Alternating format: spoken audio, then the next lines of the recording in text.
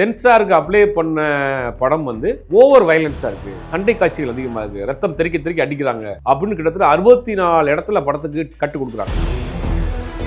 அரசியலை விட இந்த லாபி பெரிய மோசமான லாபியா இருக்கு, மோனோபோலி லாபியா இருக்கு. அவர்கள் நிர்ணயிக்கிறது தான் சம்பளம். அவங்களை வந்து அதுக்கு எதிர்க்கருத்தே இல்லாத ஒரு நிலைமையை உருவாக்கி வச்சிருக்காங்க. அதுக்கு அவங்க நினைச்சாங்கன்னா யாரையும் காலி பண்ணிடலாம். அப்ப சிவகார்த்தியின் மேல ஒட்டுமொத்த வன்மத்தை முழுக்க 2 படமும் அரசியல் படம் தான். 2 தரப்பு அரசியலையும் பேசக்கூடிய படம் தான். காமனா அரசியலே வேண்டாம்பான்னு பொழுதுபோக்கா பார்க்கக்கூடிய ஆடியன்ஸ்க்கு இந்த பொங்கல் ஏமாற்றம் தான். சிவகார்த்திகேயன் ஒட்டுமொத்தமா டிஎம்கே சைடு அப்படிங்கிற மாதிரி ஒரு பிம்பத்தை உருவாக்கி ஒரு நடிகரா பார்க்காம இந்த ஒரு அதுலயும் ஒரு அரசியலா பார்த்து அவர் மேல ஒரு விமர்சனம் வைக்கப்படுது. விஜய் சினிமா விட்டு போறாரு. விஜய் ரசிகர்கள் சினிமாவில் இருப்பாங்க. அந்த ரசிகர்கள் தன் பக்கம் இருக்கிறதுக்கு தானே பார்ப்பாரு, எப்படி பகையாளியா மாற்றிக்கிறாரு. அப்ப இங்க என்ன நடக்குது அப்படின்னா, சிவகார்த்திகேயனுக்கு பிடிக்காத ஒரு டீம், தனுஷ்க்கு ஆதரவான ஒரு டீம், அந்த டீம் சிவகார்த்திகேயன் காரணம் பண்றாங்க. ஒட்டுமொத்தமாக விஜய் ரசிகர்களுக்கு எதிராகவும் திமுக ஆளும் அவர் திமுக ஆளு அப்படிங்கிற ஒரு விஷயத்தை கட்டமைக்கிறாங்க. தனுஷ்க்கு பின்னாடி சம்படிப்பானுங்க, விஜய்க்கு பின்னாடி சம்படிப்பானுங்க. ஒரு 5-6 நடிகர் இருக்காங்க, அவங்கள்ட்ட காசை வாங்கிட்டு அவங்கள வந்து கட்டமைக்கிற வேலையை பண்றாங்க. சமீபத்தில் தனுஷை பத்தி பேசிட்டு இருப்பாங்க பாருங்க. 65 கோடி ரூபாய் கேட்கிறாரு சம்பளம். தனுஷினுடைய கடைசி படம் இந்த படம் ஓடல. ஜுபேர் நம்மளுடன் இணைந்திருக்கிறார். சார் வணக்கம். சார் வணக்கம். ஜனநாயகனுடைய ரிலீஸ் உடைய ஸ்டேட்டஸ் அப்டேட்டுங்கிறது கொஞ்சம் கொஞ்சமாக கான்ட்ரவர்சியாக மாறிட்டு இருக்கு. ஒரு பக்கம் சென்சாரில் பிரச்சனைங்கிறாங்க, ஒரு பக்கம் வந்து ஆளுகின்ற கட்சி வந்து ஒரு சின்னதாக ஒரு பிரச்சனை கொடுப்பாங்கங்கிற ஒரு இதெல்லாம் பேசிட்டு இருக்காங்க. அது ஒரு பக்கம் இருந்தாலும் ஜனநாயகன் ரிலீஸோட பராசக்தியும் ரிலீஸ் ஆகுது. இப்போ ஜனநாயகன் விசஸ் பராசக்திங்கிறத எப்படி சார் பார்க்குறீங்க? ஜனநாயகன் பராசக்திங்கிறது இன்னும் உலகத்தில் நடக்காத ஒரு சம்பவம் மாதிரியும், பல தீபாவளி பொங்கலுக்கு இது மாதிரி படங்கள் வராது மாதிரியும், இந்த படத்தை வச்சு இவங்க முடக்கிற மாதிரியான ஒரு நரேஷனை செட் பண்ணிட்டே இருக்கிறாங்க. இந்த படத்துக்கு ஏன் இவ்வளவு பதட்டம், ஏன் இவ்வளவு இம்பார்ட்டன்ட் கொடுக்குறாங்க அப்படின்னா, இது அவருடைய கடைசி படம் சொல்லியிருக்கிறார். பட் இந்த படத்தில் அரசியல் பேசியிருக்கிறார். அப்படி அரசியல் பேசப்பட்ட படம் ஒரு பெரிய வெற்றி படமா, மக்கள் வரவேற்பு பெற்ற படமா இருந்தால் தான் அது தேர்தல் களத்தில் எதிரொலிக்கும். நீ பேசின அரசியல் வந்து படத்திலே எடுபடலையப்பா, இந்த படத்தையே யாரும் பார்க்கலையப்பான்னு சொல்லிடக்கூடாது. அப்போ இந்த படத்தை எப்படியாவது ஓட வச்சுன்னு ஒரு பிரம்மாண்டமான வெற்றி படம் ஆக்கிடணும்னு அவங்க பிளான் பண்ணுறாங்க. அப்போ அதுக்காக தான் என்ன பண்ணுறாங்க, 6 மாதத்துக்கு முன்னாடி எடுத்து முடிக்கப்பட்ட படம் வெயிட் பண்ணப்பட்டு கரெக்டாக பொங்கலுக்கு ரிலீஸ் பண்ணால் அடுத்த 2 மாதத்தில் தேர்தல் வந்துடும். இந்த படத்தினுடைய வசனங்களை, இந்த படத்தினுடைய பாடல்களை தேர்தல் களத்துக்கு பயன்படுத்திக்கலாம், நண்பா நண்பிகள் வைப் பண்ணுவாங்க பாட்டை போட்டு, அப்படிங்கிறதுக்காக தான் அவங்க திட்டமிட்டு இந்த படத்தை கொண்டு வர்றாங்க. அப்போ கொண்டு வரப்போனா பராசக்தியும் ஆல்ரெடி தீபாவளிக்கு வர வேண்டிய படம் சில காரணங்களால் தள்ளி போய் வருது. இது விஜயினுடைய அரசியலை பேசுகிற படம், இது திராவிட இயக்க அரசியலை பேசுகிற படம், அண்ணா கலைஞரனுடைய முக்கியமான பங்களிப்பு, அதாவது எப்படி மொழிப்போரில் அவங்க எப்படி இப்போ ஒரு பங்களிப்பை ஆட்டினாங்கிற அந்த முக்கியமான ஒரு களம் உள்ள படம். இந்த 2 படமும் இப்போ களத்தில் இருக்கு. இப்போ இந்த படம் வந்து 9ஆம் தேதி ரிலீஸ்க்கு தயாராகுது. வெளிநாடுகளில் யூரோப் கண்ட்ரீஸ்ல 8ஆம் தேதி ரிலீஸ் ஆயிருக்கு. ஓரளவுக்கு பிசினஸும் பண்ணிட்டாங்க. 2 மணி நேரம் 45 நிமிஷம் படத்தினுடைய டியூரேஷன், வெளிநாடு டியூரேஷன். தமிழ் இந்தியாவை பொறுத்த வரைக்கும் என்ன பண்றாங்கன்னா, சென்சாருக்கு இவங்க அப்ளை பண்றாங்க. சென்சாருக்கு அப்ளை பண்ண படம் வந்து ஓவர் வயலன்ஸா இருக்கு, சண்டை காட்சிகள் அதிகமாக இருக்கு, ரத்தம் தெறிக்க தெறிக்க அடிக்கிறாங்க அப்படின்னு கிட்டத்தட்ட 64 இடத்துல படத்துக்கு கட்டு கொடுக்குறாங்க. கட்டு, மியூட்டு, இந்த மாதிரியான காட்சிகள் நீக்க சொல்லி கொடுக்குறாங்க. ஆல்ரெடி படம் 3 மணி நேரமாக இருந்து 2.25 மணி நேரமாக ட்ரிம் பண்ண படம். இப்போ என்ன பண்ணுறாங்கன்னா, அந்த படத்தை சென்சார் கொடுத்த கட்டெல்லாம் வந்து அவங்க வந்து ரிமூவ் பண்ணுற வேலையை பண்ணிட்டு இருக்காங்க. இது அந்த படம் வருது. இப்போ பராசக்தி அந்த படத்துக்கும் ஏறக்குறைய அதே பிரச்சனை தான். அதை வந்து யூஏ கொடுத்துட்டாங்க. யூஏ வேணா எனக்கு வந்து யூ கொடுங்கன்னு சொல்லி ரிவைசிங் கமிட்டிக்கு அமைச்சிருக்காங்க. அந்த படமும் சென்சார்ல 2 படமும் போராடிக்கிட்டு இருக்கு. இதுதான் பராசக்தி ஜனநாயகனுடைய போட்டி. 2வது வந்து அது சென்சார் ப்ராப்ளம் இருந்தாலுமே வந்து 2 படமுமே ஒரே டைம் வந்து ரிலீஸ் பண்ண வேணாங்கிற ஒரு எதிர்பார்ப்பு இருக்கு. இப்போ விஜயுடைய ஆடியன்ஸும் ரசிகர்கள் என்ன எதிர்பார்க்குறாங்கன்னா, பராசக்தி வரக்கூடாதுங்கிற ஒரு கோணத்தில் இருந்தாலும், ஆனால் இப்போ சிவகார்த்திகேயனை டார்கெட் பண்ணி சில விமர்சனங்கள்லாம் தொடர்ந்து வந்துகிட்டு இருக்கு. இப்போ பராசக்தியுடைய அந்த போஸ்டர்ல வந்து அஞ்சாமை என்பது திராவிட உடைமை, அந்த வார்த்தையை மட்டும் ரவுண்ட் பண்ணி ஒரு பக்கம் இப்போ எப்படின்னா சிவகார்த்திகேயன் ஒட்டுமொத்தமா டிஎம்கே சைடு அப்படிங்கிற மாதிரி ஒரு பிம்பத்தை உருவாக்கி ஒரு நடிகராக பார்க்காம இந்த ஒரு அதுலேயும் ஒரு அரசியலாக பார்த்து அவர் மேலே ஒரு விமர்சனம் வைக்கப்படுது. இப்போ இவருக்கு விஜய்க்கு இது கடைசி படம். இப்போ அப்படி இருக்கிறப்ப இந்த கிளாஸுங்கிறது தொடரும்ல சார்? சிவகார்த்திகேயனுக்கும் இந்த படத்துக்கும் சம்மந்தம் கிடையாது. சிவகார்த்திகேயன் இந்த படத்தில் நடிச்சிருக்காரு. இந்த படத்தினுடைய ப்ரொடக்ஷன் கம்பெனி தான் இந்த படத்தை எப்போ ரிலீஸ் பண்ணணும், எப்படி ப்ரொமோஷன் பண்ணணும் முடிவு பண்ணுவாங்க. ஒரு சின்ன சஜஷன் வேணா சொல்லாமே தவிர ஒட்டுமொத்தமாக எனக்கு விஜய்க்கு முன்னாடி கொண்டு வந்து இந்த இது பண்ணுங்க அப்படின்னு சிவகார்த்திகேயன் திருப்பினார் அப்படின்னா, விஜய் ரசிகர்கள் எப்படி ஆப்போசிட்டா வந்தாருன்னா அவருக்கு தான் செட் பேக். அவரை போய் அந்த இடத்துல அது சிவகார்த்திகேயன் செய்ய மாட்டார். ஏன்னா விஜய் சினிமா விட்டு போறாரு. இப்போ விஜய் ரசிகர்கள் சினிமாவில் இருப்பாங்க. அப்ப அந்த ரசிகர்களை தன் பக்கம் இருக்கிறதுக்கு தானே பார்ப்பாரு. எப்படி பகையாளியா மாற்றிக்கிறாரு. அப்ப இங்க என்ன நடக்குது அப்படின்னா, சிவகார்த்திகேயனுக்கு பிடிக்காத ஒரு டீம், சிவகார்த்திகேயனுக்கு பிடிக்காத டீம்னா தனுஷ்க்கு ஆதரவான ஒரு டீம், அந்த டீம் சிவகார்த்திகேயன் கார்னர் பண்றாங்க. ஒட்டுமொத்தமாக விஜய் ரசிகர்களுக்கு எதிராகவும் திமுக ஆளும் ஒரு திமுக ஆளு அப்படிங்கிற ஒரு விஷயத்தை கட்டமைக்கிறாங்க. ஒருபடி மேலையில போய் என்ன பண்றாங்கன்னா, அந்த கொடக்கதையே வந்து சிவகார்த்திகேயன் தாங்க சொன்னது, அது கொடை இல்லைங்க, அது துப்பாக்கி அப்படின்றாங்க. இல்லை, அதுதான் ஒரு சில பேர் விமர்சனங்கள்லாம் வைக்கிறாங்க. தன்னுடைய படத்துல கூட கெஸ்ட் ரோலா வந்து சில காட்சிகளை கொடுத்த விஜய் முதுகுலேயே வந்து சீவா பாக்குறாரு இவரு அப்படிங்கிற ஒரு விஷயங்கள்லாம். இல்ல அது சொல்றாங்க, நீ வந்து விஜயோட மோதிரியா, நீ வந்து அவ்வளவுதான் காலி, நீ உனக்கு அந்த தகுதி இருக்கா, விஜய் யார் தெரியுமா? ஆனா சிவகார்த்திகேயன் தரப்புல இருந்து விசாரிச்சா அவருக்கும் இதுக்கும் எந்த சம்பந்தமே இல்ல. அதான் சொல்றேனே, இது வந்து எப்படின்னா இதை யார் செய்யறாங்க, இதுக்கு பின்னாடி இருக்கிறது ஓப்பனா சொன்னா தனுஷினுடைய கூலிக்கு மாரடிக்கக்கூடிய கூட்டங்கள், அந்த கூட்டம் தான் பண்ணிட்டு இருக்கு இந்த வேலையை தொடர்ந்து. விஜய்க்கு சம்படிச்சுட்டு இருந்தாங்க, இப்போ வந்து சிவகார்த்திகேயன் எதிராக வேலையை பார்க்குறானுங்க, தனுஷ் சம்படிப்பானுங்க. ஒரு கும்பல் இருக்கு, தனுஷுக்கு பின்னாடி சம்படிப்பானுங்க, விஜய்க்கு பின்னாடி சம்படிப்பானுங்க.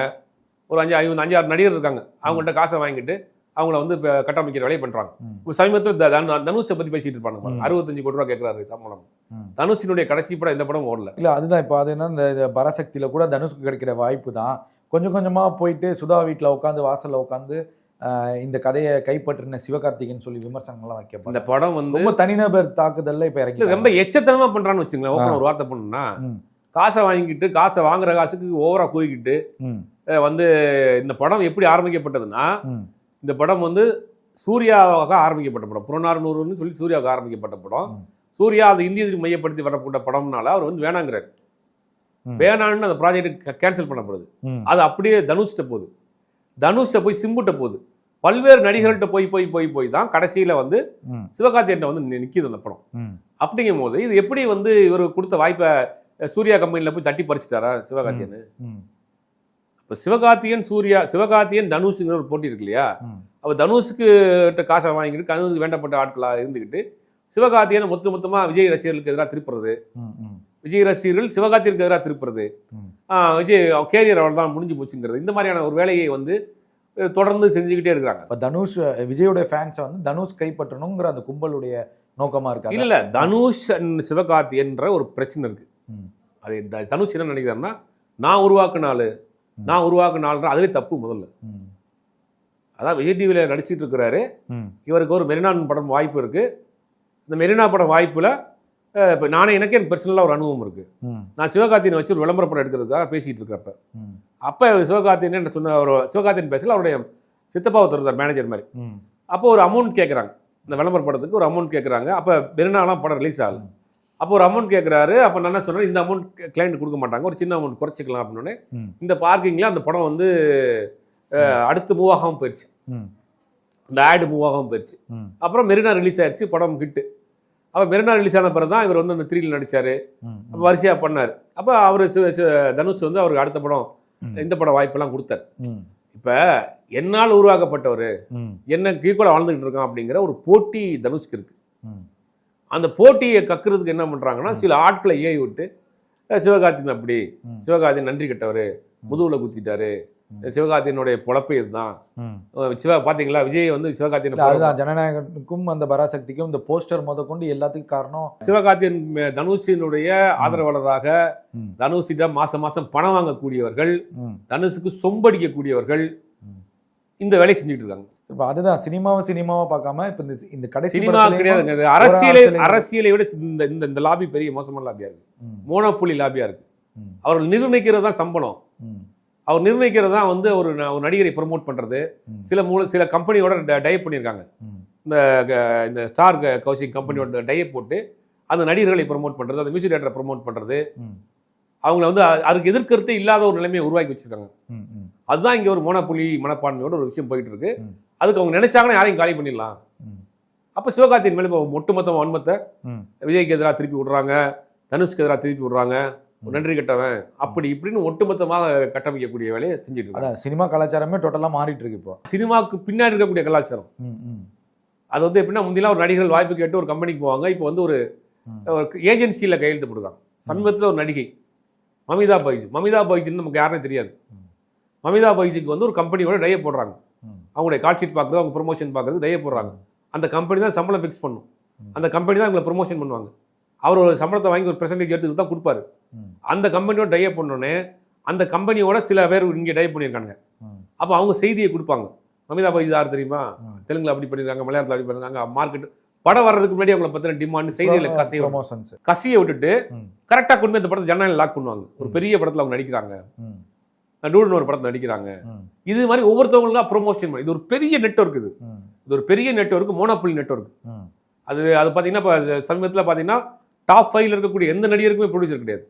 ஆனால் இவங்க என்ன பண்ணுவாங்கன்னா அவருக்கு ஒரு 65 கோடி ரூபா கேட்குறாரு. உதாரணத்துக்கு சாம்பிளுக்கு தனுஷி எடுத்துக்கலாமே.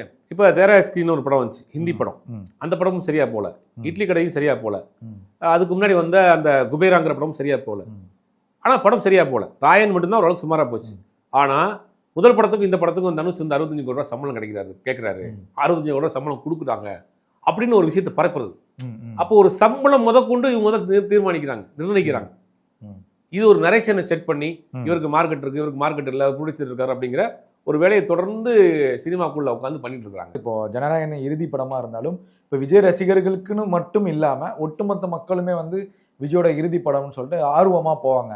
அப்போ பிஸ்னஸ் எடுக்கிறதுக்கும் தேட்டர் ஓனர்ஸும் இப்போ ரொம்ப இன்ட்ரெஸ்ட் காட்டுறாங்க. மற்ற ஓடிடி பிளாட்ஃபார்ம் எல்லாருமே வந்து ஒரு பெரிய பட்ஜெட்டே ஒரு பிரச்சனையே போய்கிட்டு இருக்கு. நான் இவ்வளோ கொடுக்குறேங்கிறப்ப இப்போ ஒட்டுமொத்தமாக தேட்டரோட எதிர்பார்ப்புங்கிறது ரொம்ப அதிகமாக இருக்குமா சார்? இதுவரையும் இல்லாத திரைப்படங்களுக்கு இந்த படங்களுக்கும் அந்த வருமானம்ங்கிறது அதிகமாக கிடைக்குமா? இந்த படத்துக்கு ஒரு பெரிய எதிர்பார்ப்பு இருக்கு. ஏன்னா கடைசி படம் என்ன அரசியல் பேசியிருக்காரு, ரசிகர்களை தாண்டி, சினிமா ரசிகர்களை தாண்டி அரசியல் தெரிஞ்சவர்கள், அரசியல் ஆர்வம் உள்ளவர்களும் இந்த படத்தை பார்ப்பாங்க. அப்போ அதிலெல்லாம் மாற்று கருத்தே கிடையாது. படம் நல்லா இன்னும் கொஞ்சம் படம் நல்லாவே இருந்ததுன்னா காமன் ஆடியன்ஸ் போவாங்க. போனாங்கன்னா படம் ஒரு பெரிய கலெக்ஷனை கொடுக்குங்கிறதெல்லாம் மாற்றுக்கிறதே கிடையாது. அது மக்கள் மத்தியில் அந்த எதிர்பார்ப்புலாம் இருக்கு. ஆனால் இந்த போட்டியை உருவாக்குறாங்கல்ல, அதுதான் இப்போ சிக்கல். இல்லை அதே போல் சார், இப்போ கொரோனா காலகட்டத்தில் சினிமா தேட்டர்ஸுக்கு வந்து ஒரு பெருமூச்சு கொடுத்ததே வந்து விஜயுடைய படங்கள் தான், அது மறுக்க முடியாது. அதே போல் வசூலில் வந்து நல்ல மார்க்கெட் கொடுக்குறதும் விஜயுடைய படமாக தான் இருக்குது. அந்த எதிர்பார்ப்பு தேட்டர் ஓனர்களுக்கும் இப்போ அதிகமாகிடுச்சு. ஏன்னா கடைசி படம் சொல்லிட்டாரு, அடுத்து நம்ம அவர் படம் நடிப்பாரா என்னன்னு தெரியாது, அதனால நம்ம டேட் நிறைய கொடுக்கலாம் அப்படிங்கிற ஒரு இதுவும் இருக்கு, போய்கிட்டு இருக்கு. இல்லை இப்போ 1300 தேட்டர் தான் இருக்கு தமிழ்நாட்டில். அது ஆளுக்கு ஒரு 600 தேட்டர் 650 தேட்டர் பிரித்து தான் போட போகிறாங்க. 2 தேட்டரும் முதல் நாள் வேணால் ஒரு 800 தேட்டர் 900 தேட்டர் வந்து ஜனநாயகம் வரும். அடுத்தடுத்த நாட்களில் ஒரு 600 650 தேட்டர் வரும். இப்படி வர்றப்ப என்ன ஆகுனா 3 நாள் கழிச்சு எந்த படம் நல்லா இருக்கோ அந்த படத்துக்கு ஷோஸை இன்க்ரீஸ் பண்ணிடுவாங்க. இப்போ ஒரே காம்ப்ளெக்ஸில் 3 ஷோ ஜனநாயகன், 3 ஷோ பராசக்தி ஓட்டிருக்கு. பராசக்தி சுமாராக இருக்குது அப்படின்னா பராசக்தி ஒரு ஷோ தூக்கிட்டு ஜனநாயகன் போட்டுருவாங்க. இல்லை ஜனநாயகன் சுமாராக இருக்குன்னா 3 நாள் கழிச்சு 4 ஷோ ஜனநாயகன் பராசக்தி ஆக்கிட்டு 3 ஷோவை இதாக மாற்றிடுவாங்க. இது இயல்பு தானே, இயல்பாக நடக்கிறது தான். அது மக்கள் தான் தீர்மானிக்கணும். அதுக்குள்ளேயுமே இங்கே ஒரு பெரிய ஜனநாயகம் பார்க்கலன்னா இல்ல, அதுதான். இப்போ அது இருந்தாலுமே வந்து பராசக்தி டீம் வந்து ஒரு ரிஸ்க் எடுக்கிறாங்கன்னு நினைக்கிறீங்களா நீங்க? அவங்க பாயிண்ட் ஆஃப் வியூல இந்த தேர்தலுக்கு அவங்க இது அவங்க யூஸ் பண்றாங்க. ஒரு திராவிட இயக்க அரசியலை, பெரியார் அண்ணாவினுடைய அரசியலை. இல்லை அதான் 2 பாயிண்ட் ஆஃப் வியூ. இப்போ பராசக்தி வந்து ஒரு திராவிட அரசியலை முன்மையிருக்குது. இப்போ ஜனநாயகன் வந்து இப்போ புதுசாக ஆரம்பிச்சிருக்கு அந்த வெற்றி கழகத்துக்கு ஒரு பூஸ்டப் மாதிரி அவங்க ஒரு பக்கம் இருக்காங்க. அப்போ ரெண்டுமே ஈக்குவல் ஃபைட் தானே சினிமாலையும் அந்த அரசியல். ஆமா, இந்த படம் வந்து முழுக்க 2 படமே அரசியல் படம் தான். 2 தரப்பு அரசியலையும் பேசக்கூடிய படம் தான். அப்படிங்கும் போது இந்த காமனா அரசியலே வேண்டாம்ப்பான்னு பொழுதுபோக்கா பார்க்கக்கூடிய ஆடியன்ஸுக்கு இந்த பொங்கல் ஏமாற்றம் தான். சொல்ல போனா ஓப்பனா சொல்லணும்னா இந்த பொங்கல் வந்து ஒரு பொழுதுபோக்குக்கு ஃபேமிலியோட பார்க்கணும்னு நினைக்கிறவங்களுக்கு ஒரு பெரிய ஏமாற்றம் தான். இல்லை அது இல்லாமல் ஒரு திட்டமிட்டு பராசக்தியை வந்து களத்திலையும் விஜய் டிஎம்கே எதிர்க்கிறாரு, தேட்டர்லையும் நம்ம அவரை எதிர்க்கணுங்கிற மாதிரி திட்டமிட்டு பராசக்தியை. ஜனநாயகன்லையும் அதான் பண்ணியிருக்காரு விஜய். மேடையில் பேசின அதே வசனங்கள், அதே காட்சிகள், அதே டெம்ப்ட், அதே வீர வசனங்கள். அதுதான், அது வந்து மக்கள் போயிடக்கூடாதுங்கிற பராசக்தி கொண்டு வர சோசியல் மீடியா தளம் இருக்கு. சோசியல் மீடியா முழுவதுமே அந்த படங்கள் வர்றப்ப அந்த காட்சிகளை கட் பண்ணி போட்டுருவாங்க. தியேட்டர்ல போறதை விட அதுதான் இன்னைக்கு பெரிய வைரலா போயிட்டு இருக்கு. அப்படிங்கும் அதெல்லாம் உண்மை செய்ய முடியாது. யாருடைய கருத்து மக்கள்கிட்ட எளிதா போய் சேருதுங்கிறத படம் வந்த பிறகு தான் தெரியும். இவ்வளவு நேரம் பல்வேறு கேள்விக்கு பதில் தம்பிக்கு நன்றி சார்.